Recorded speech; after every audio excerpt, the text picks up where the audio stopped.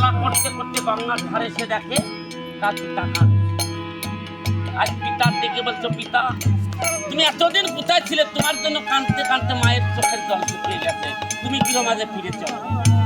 বলছে, পুরারে কোথায় বারে কোথায় ঘর, সব তো ত্যাগ করেছিলাম প্রভুর চরণ পাবো বলে। আজ প্রভু যখন তাড়িয়ে দিয়েছে, আমি আর গৃহ মাঝে যাবো না। কেন না রে বুড়া, ওরে ঘরে সংসার ছেড়েছি দাদুরে, হইয়াছি সন্ন্যাসী।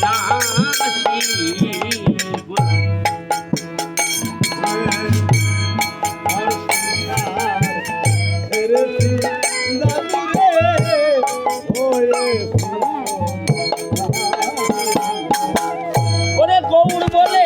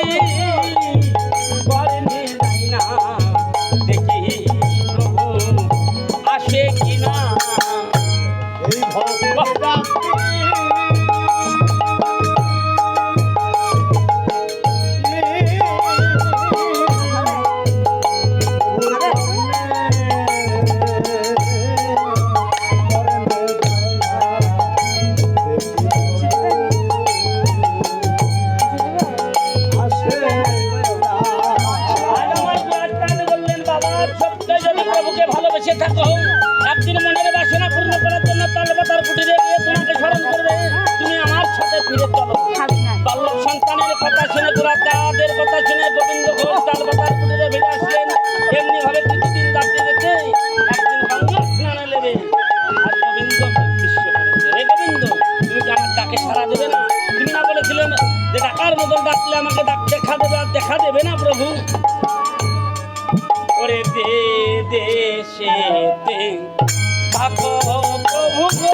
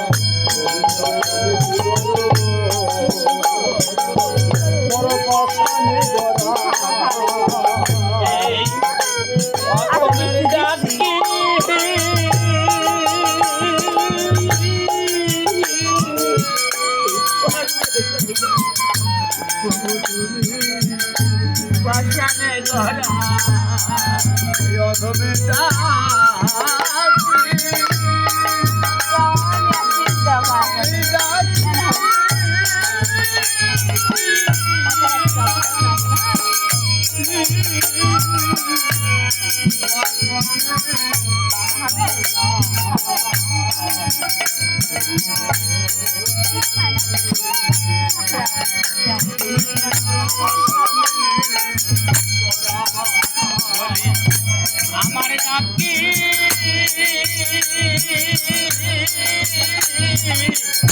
কর্মে যায় না তুমি আশানে ঘর আমার ডাকি আমার ভালো লাগবে না আমার গলার দিকে না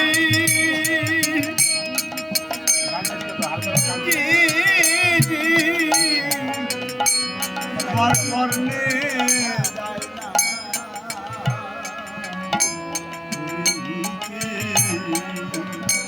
বড় পাশানে আজ গোবিন্দ গোবিন্দ বলে যখন ডাক ধরেছে চৈতন্য মহাপ্রভু চিন্তা করলেন ভক্তের মনোবাসনা আমার পূর্ণ করতে হবে। আমি যদি ভক্তের হাতে ধরা না দিই এই জগতে কেউ পাথর পূজা করবে না। তাই আমি ধরা দিব গোবিন্দ ঘোষের, তবে একটু পরীক্ষা করবো কেমন ভক্ত।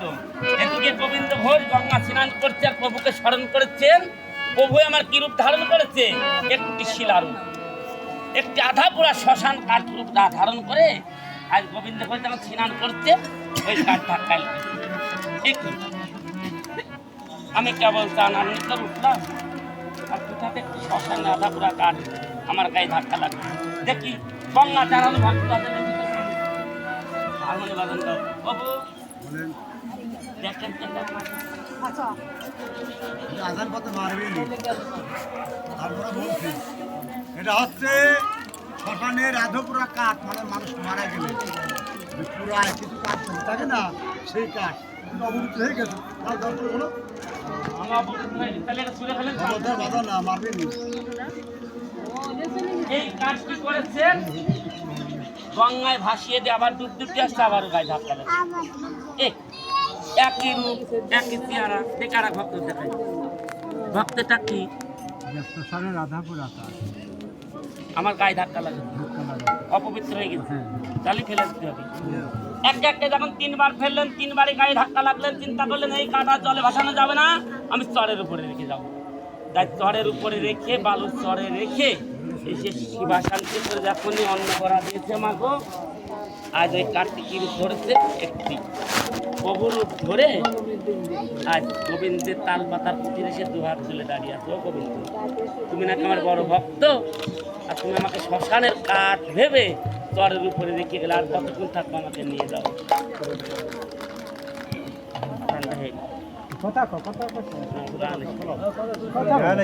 এখানে তো গান এসে গিয়েছে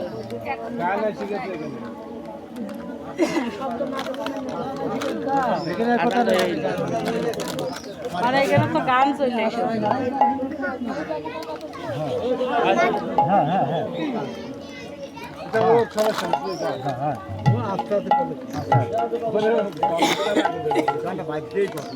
গোবিন্দ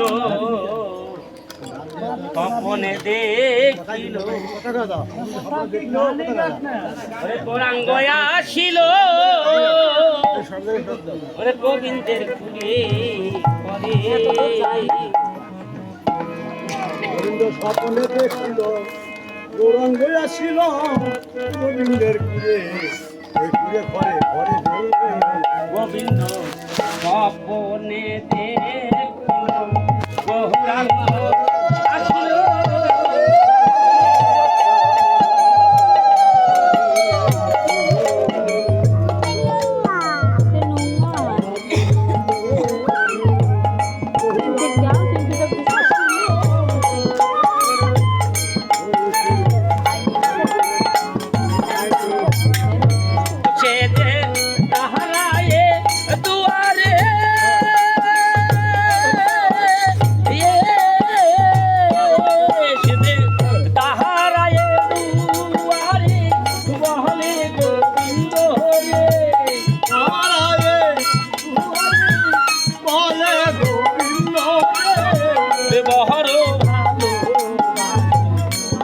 এসে তার চলে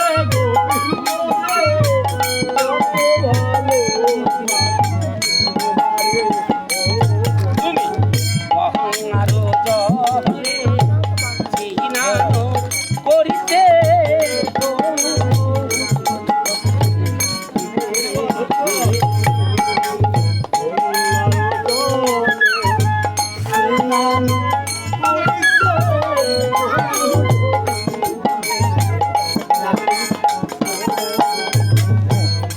আমি শিহিলার ধরে এলাম গোবিন্দ রে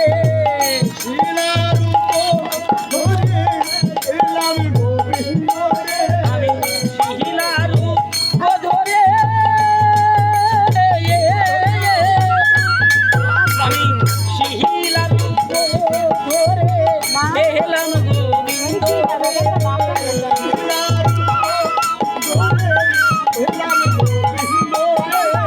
রে সুরে ঠেলে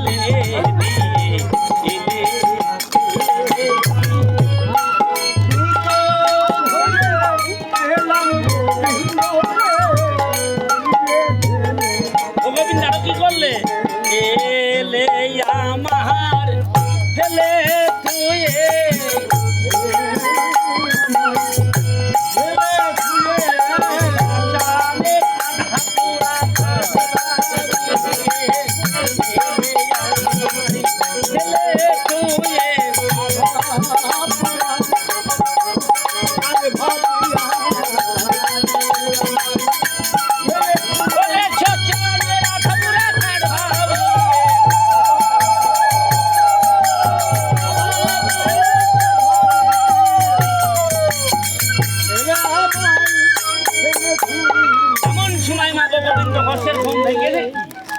শ্মশানের আধাপুরা কাঠ ভেবেছি, তাহলে সেই চৈতন্য মহাপ্রভু দৌড়িয়ে গিয়ে দেখে মা ওই কাঠটি কি রূপ ধারণ করেছে, একটি শিলা রূপ ধারণ করেছে। শিলার গায়ে লেখা আছে হরে কৃষ্ণ কৃষ্ণ কৃষ্ণ হরে হরে, হরে রাম রাম রাম হরে হরে, গোবিন্দ মুক্তি। ওই শিলাটা মস্তকে তুলে বলছে, প্রভু আমি তোমাকে চিনতে পারিনি, ক্ষমা করে দাও। এই শিলাটা বাড়িতে নিয়ে এসে কারিগর থেকে গোবিন্দ মুক্তি তৈরি করে তার নাম রাখলেন কি গোপীনাথ। যে গোপীনাথ ঠাকুর আমাদের কুষ্টিয়ার রথতলায় আছেন, এই সেই জগন্নাথ, কলিযুগে এই সেই গোপীনাথ। চৈতন্য মহাপ্রভু কলিযুগে আবার হলেন গোপীনাথ। গোপীনাথ ঠাকুর নাম রেখে গোবিন্দ ঘোষ প্রতিদিন পূজা অর্চনা করতে করতে অনেক ভক্ত হয়ে গেছে। ভক্ত হয়ে গেলে একদিন এক ভক্ত সে বলতে, প্রভু আমার বাড়ি সাধু সঙ্গ দিব, আমার বাড়িতে চরণ ধুলে দিতে হবে। গোবিন্দ ঘোষ বলতে, আমার তো মন চাই সাধু সঙ্গ সৎসঙ্গ করতে, তবে আমার তাল পাতার কুটিরে ঠাকুর বসিয়েছি, এই ঠাকুরকে কে দেখবে? এমন সময় গোবিন্দ ঘোষের পুত্র গুরাচাঁদ ৫ম বৎসর বয়স, এসে বলছে, বাবা তুমি কোথায় যাবা? বললো আমি যাবো সাধু সঙ্গ। বলে যাও বাবা, তোমার ওই গোপীনাথ আমি সেবা দেবো। গুরাচাঁদ চিন্তা করতে প্রতিদিন বাবা পূজা দেয়, ওই পূজার প্রসাদ গোপীনাথ সেবা করে। আজ বাবাকে সাধু সঙ্গে পাঠিয়ে দিয়ে আমি যাবো, কেমন রূপ কেমন চেহারা আমি দর্শন করবো। তাই মাগো, বিশ্বাসে মিলাই বস্তু দর্শনে বিশ্বাস করলে পাওয়া যায়। তাই গোবিন্দ ঘোষের পুত্র গুরাচাঁদ পিতাকে পাঠিয়ে স্নান করে এসে গঙ্গা স্নান করে এসে মাকে আবদার করছে, মা আমাকে ভক্ত বেশি সাজিয়ে দাও। দেখা থাকে এবারে কাকিমা আমাদের ও মা গো আমাদের দাও সাজিয়ে, ওরে ভক্ত বেশে যাবো গোবিন্দ ঘরে, আমায় করো আশীর্বাদ পাহাই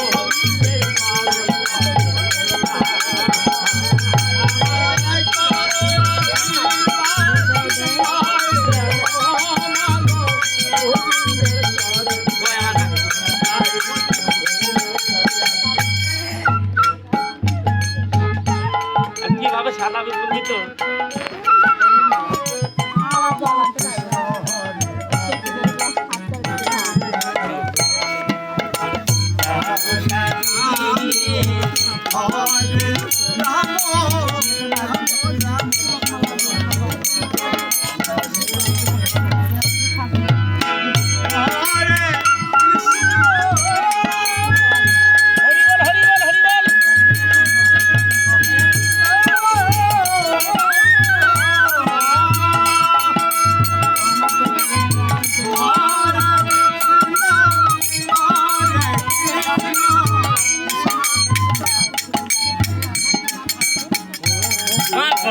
দাও সাজিয়ে অপবেশে গাব গোপীনাথ ভজে।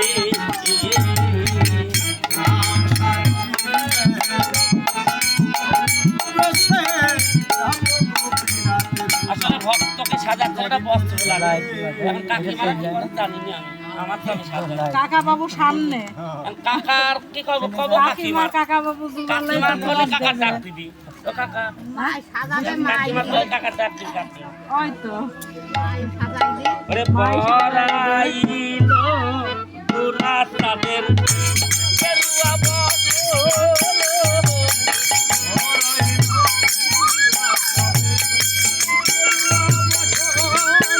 ওরে পরাইলো পুরা তাদের গেরুয়া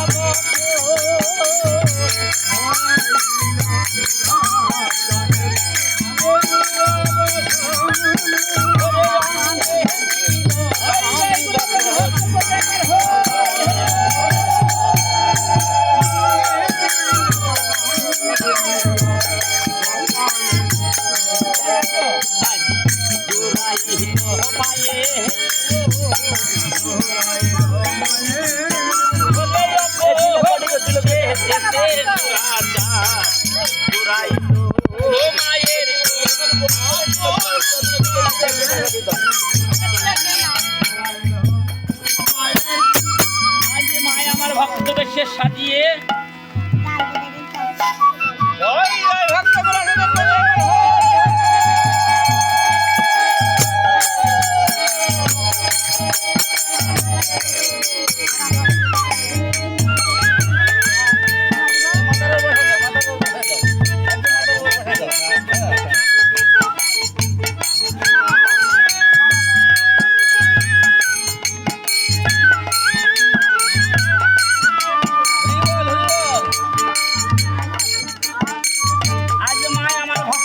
সাজিয়ে নয়নের জলে ভেসে যাচ্ছে। আজ মাকে বলছে, মা গো তুমি কেন কাঁদছো? বলছে পুরারে তোকে ভক্ত বেশে সাজিয়ে তুই যা ফিরে আসবি। বলছে হ্যাঁ মা, আমাকে আশীর্বাদ করো, আমি এখনই গোবিন্দ পূজা দেশে তোমার হাতে সেবা করবো। দাও তোমার নৈবেদ্যের থালা দাও।